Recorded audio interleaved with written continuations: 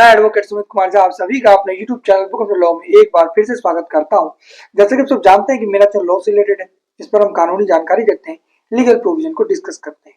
BNS, BNSS भारतीय साक्ष्य अधिनियम को भी हम पढ़ रहे हैं और जो हमारा पुराना कानून है जो बदला नहीं गया है उसको भी हम पढ़ते हैं। कोई ऐसा प्रोविजन जो बुक में नहीं दिया गया है लेकिन यूज में आता है वो भी आप तक पहुंचाते हैं। और कोई सुप्रीम कोर्ट का जजमेंट या कोई जजमेंट, कोई ऑर्डर जिसमें रिलेवेंट प्रोविजन डिस्कस किया गया हो, जो सबको जानना चाहिए, सबको पता होना चाहिए, तो वो भी हम आप तक पहुंचा देते हैं। आज का हमारा टॉपिक रिलेटेड है पॉक्सो एक्ट से। पॉक्सो एक्ट में बेल मिलना बहुत मुश्किल होता है, बहुत जटिल है मिल जाना, खास करके जब सेक्शन 4 लगाओ या सेक्शन 8 लगाओ, दोनों साथ में ही लगता है। इसके साथ आईपीसी की सेक्शन 363, 376 भी लगता है, लेकिन टॉपिक आज हमारा पॉक्सो है तो हम सिर्फ सेक्शन 4 और 8 को जानेंगे और एक एक लाइन में 363, 376 को भी जान लेंगे। और इसी जजमेंट में कुछ बातें कही गई है जो कि कंट्राडिक्ट करता है सेक्शन 30 को। तो सेक्शन 30 क्या कहता है पॉक्सो एक्ट का, उसको भी हम जानेंगे। और इस केस में ही एक सुप्रीम कोर्ट के केस को भी कोट किया गया, थोड़ा सा उसको भी जानेंगे। तो आइए अब जानते हैं केस के बारे में, स्टोरी के बारे में, उसके बाद सेक्शन को जानेंगे। केस का नाम है Vijay Chand Dubey versus state of Maharashtra.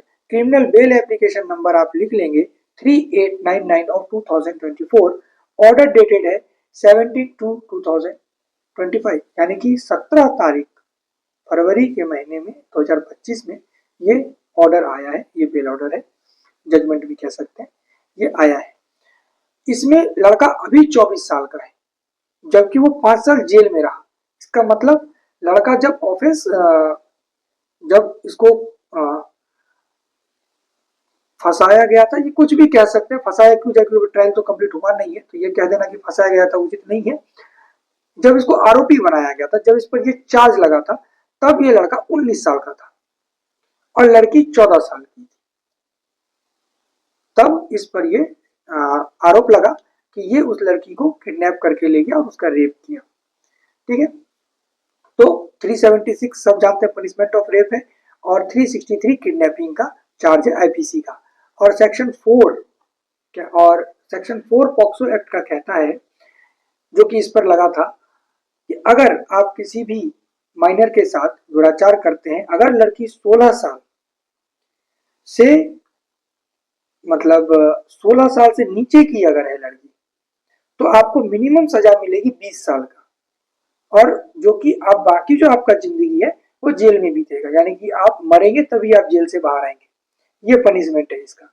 उसके बाद लेकिन अगर लड़की 16 साल से ऊपर की है, प्लस 16 ईयर से 16 या 16 से ऊपर की है, तो आपको मिनिमम सजा मिलेगी 10 साल की, जो कि लाइफ इम्प्रिजनमेंट तक जा सकती है।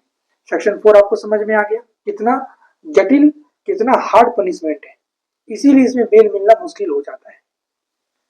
और सेक्शन 8 सेक्सुअल असल्ट का बात करता है, जिसकी सजा मिनिमम 3 साल से लेकर के मैक्सिमम 5 साल तक की होती है, तो वो कोई इंपॉर्टेंट है नहीं, सिर्फ सेक्शन 4 ज्यादा इंपॉर्टेंट है। उसके बाद इसमें जज ने कहा, महाराष्ट्र हाईकोर्ट की एक सिंगल बेंच से ये फैसला आया, उसमें ये कहा गया कि लड़की तो 14 साल की थी, लेकिन लड़की को ये पता था कि उसका जो एक्ट है वो उसका क्या कंसिक्वेंसेस हो सकता है। मतलब लड़की को अपने एक्ट के बारे में पता था, वो जो कंसेंट दे रही थी उसको पता था कि उसके साथ क्या हो रहा है, क्या होगा, क्या सही है, क्या गलत है, उसका वो मतलब रैशनल जजमेंट वो कर सकती थी। कोर्ट ने ऐसा कहा कि कोर्ट को पूरा विश्वास हो गया कि लड़की का जो मेंटल कैपेसिटी है वो इतना है कि वो डिसाइड कर सकती थी कि गलत क्या है, सही क्या है।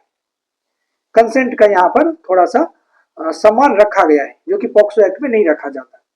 कंसेंट का सम्मान नहीं होता, क्योंकि सेक्शन 30 क्या कहता है कि कंसेंट है भी, वो डिफेंस नहीं है। यानी कि पॉक्सो एक्ट के अंदर कंसेंट कोई डिफेंस नहीं है, ये सेक्शन 30 ऑफ पॉक्सो एक्ट करता है। लेकिन यहाँ पर कंसेंट का सम्मान रखा गया, कंसेंट का कुछ वैल्यू जो है वो दिया गया, इसीलिए ये जजमेंट इंपॉर्टेंट हो जाता है। इसमें लड़की 3 साल तक अपने बॉयफ्रेंड के साथ रहती है और लड़की बार बार अपना स्टेटमेंट बदलती रहती है। लड़की का स्टेटमेंट और कंप्लेनेंट का स्टेटमेंट दोनों का डिफरेंट स्टेटमेंट है, और फिर बाद में लड़की पलट जाती है, लड़की फिर स्टेटमेंट देना शुरू करती है, अलग अलग जगह पर अलग अलग बयान को देती है। ये भी एक कारण है बेल का। लेकिन इसमें सबसे बड़ी बात यही हुई कि इसमें कंसेंट को जो एक रंग दिया गया, एक रूप दिया गया कि हाँ कंसेंट था। और इसमें एक चीज है कैपेसिटी ऑफ माइंड, कि कैपेसिटी था उसका रैशनल जजमेंट करने का, उसको पता था कि हम क्या कर रहे हैं क्या नहीं कर रहे, उसके पास कैपेसिटी था। तो आप कमेंट करके बताइएगा इस बात को, क्या क्या इसको सरकार के द्वारा लॉ में नहीं लाना चाहिए?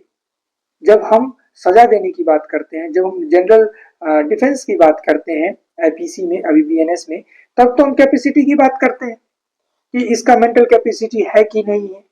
भले ही माइनर है लेकिन इसके मेंटल कैपेसिटी के हिसाब से इसको देखा जाए। तो क्यों ना पॉक्सो में भी उसके मेंटल कैपेसिटी के हिसाब से देखा जाए कि अगर उसका मेंटल कैपेसिटी, उसके पास इतना कैपेसिटी है कि वो जजमेंट कर सकती है, वो रेशनल जजमेंट कर सकती है, गलत क्या है सही क्या है, कहाँ कंसेंट दे रहे हैं, मेरे साथ क्या हो सकता है, तो अगर उसके पास कैपेसिटी है तो उसको पॉक्सो से बाहर रखा जाए। कम से कम पॉक्सो से बाहर ना रखा जाए, कम से कम सजा तो कम कर दिया जाए, 5 साल 6 साल 7 साल 8 साल, ये 20 ईयर्स बाकी रिमाइंडर लाइफ, इतना हार्ड कोई पनिशमेंट बनाता है क्या? वो भी तब, और ऊपर से आप कह रहे हैं कि कंसेंट का कोई वैल्यू भी नहीं है। तो लेकिन इस जजमेंट में ये इसीलिए इंपॉर्टेंट है, इसीलिए ये इतना वायरल हो रहा है। इसमें जो कंसेंट की बात की गई, जो कैपेसिटी की बात की गई, ये कहीं भी नहीं की गई थी। ये मेंटल कैपेसिटी की, ये अगर सुप्रीम कोर्ट कह देता ना तो ये बहुत ही अच्छा हो जाता सबके लिए, जो भी झूठे केस में फंसे हुए हैं पॉक्सो के अंदर, उन लोगों के लिए ये अच्छा हो जाता, ये एक एक्यूचर का ग्राउंड बनता। फिलहाल तो इसमें इसको लड़के को बेल मिल गया, ये कहते हुए ये दो बातें आपको याद रखना है, कैपेसिटी और कंसेंट।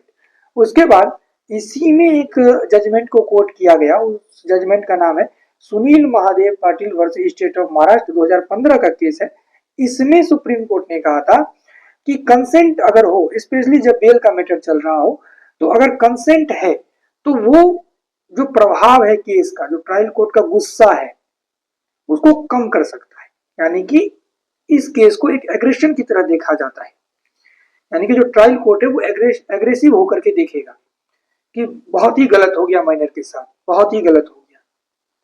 तो सुप्रीम कोर्ट ने कहा कि यदि कंसेंट की बात आ जाती है, अगर कोर्ट को ऐसा लग जाता है कि कंसेंट दिया गया है, तो काम डाउन होना है, अपने एग्रेशन को कम करना है और उसको बेल मिलना चाहिए, बेल देना चाहिए, ये सुप्रीम कोर्ट ने कहा था। लेकिन सुप्रीम कोर्ट ने तो ये बात कही थी कि काम हो जाना है, मतलब थोड़ा सा उसको हार्डशिप जो है उसको थोड़ा सा सॉफ्ट किया जा सकता है अगर कंसेंट की बात आती है तो। लेकिन इसमें तो साफ कहा गया कि उसके पास कैपेसिटी था, ये बहुत इंपॉर्टेंट है कि कैपेसिटी था, और कैपेसिटी ही होना चाहिए किसी को सजा देने से पहले, किसी को कंसेंट देने से पहले, किसी को कंसेंट देने से पहले अगर उसका कैपेसिटी है, उसका मेंटल कैपेसिटी है, तो उसको पॉक्सो के अंदर ही रखिए, लेकिन सजा को कम करना चाहिए, इतना सजा नहीं देना चाहिए, कम से कम बेल मैटर में कम से कम बेल मिल जाना चाहिए, सजा भी कम होना चाहिए। अगर लड़की बहुत बच्ची है तब ठीक है, उसका कोई दिमागी काम नहीं कर रहा है, उसको पता ही नहीं है कि क्या है नहीं है, तब कैपेसिटी नहीं है तो फिर जो भी सजा देना है वो दे दीजिए, उस हिसाब से पॉक्सो ठीक है। लेकिन अगर कैपेसिटी है तब अगर आप कर रहे हैं तो ये गलत कर रहे हैं मेरे हिसाब से। हो सकता है दूसरों के हिसाब से ये सही हो, क्योंकि सबका अपना डिफरेंट डिफरेंट ओपिनियन होता है, सब अपनी जगह पर सही होता है, बस ओपिनियन सही मतलब अलग अलग होता है, बाकी सब अपनी जगह पर सही ही है। तो इसमें हमने आपको सेक्शन 4 बताया पॉक्सो का, सेक्शन 8 बताया, अब सेक्शन 30 भी बताया हमने आपको कि जो कंसेंट है वो भी आप नहीं ले सकते डिफेंस में पॉक्सो के अंदर, ये सेक्शन 30 हमने आपको बताया। उसके बाद 363 आईपीसी ये बात करता है किडनैपिंग का, 376 बात करता है पनिशमेंट ऑफ रेप का, ये सब चार्जेस एक ही साथ लगता है, ठीक है। उसके बाद क्या जजमेंट में कहा गया दोनों में, ये भी हमने आपको बता दिया है। एक चीज और होता है एंटीसीडेंट। अब अगर किसी व्यक्ति का क्लीन एंटीसीडेंट है तो ये भी एक डिफेंस है कि हमारा कोई आपराधिक इतिहास नहीं है। सुप्रीम कोर्ट का एक जजमेंट आया था, जजमेंट में भूल गए हैं, उसमें पारा 3 में जब आप बेल एप्लीकेशन लगाते हैं ना हाई कोर्ट में हम लोग, तो उसमें अब मैंडेटरी कर दिया सेक्शन 3 में जब हम लोग पारा 3 लिखते हैं तो उस पारा 3 में लिखा जाता है क्लीन एंटीसीडेंट, 1 एंटीसीडेंट, मतलब कि इसका बैकग्राउंड कितना है, मतलब कैसा है, इस पर कोई एफआईआर हुआ है या नहीं हुआ है, ये सब बात वहां पर लिखा जाता है। ये मैंडेटरी हो गया है। तो ये भी एक डिफेंस होता है क्लीन एंटीसीडेंट। ये भी इस बच्चे का जो था वो क्लीन एंटीसीडेंट था, ये भी एक ग्राउंड बना उसका बेल का। आई होप ये वीडियो अब आपको समझ में आ गया होगा। जितना सेक्शन हमने बताया वो इजीली आपको समझ में आ गया होगा, और जजमेंट तो समझ में आ ही गया होगा, दोनों ही जजमेंट। मिलते हैं किसी नेक्स्ट वीडियो में किसी इंपॉर्टेंट टॉपिक के साथ, किसी इंपॉर्टेंट सेक्शन के साथ। आज के लिए इतना ही। जय हिंद।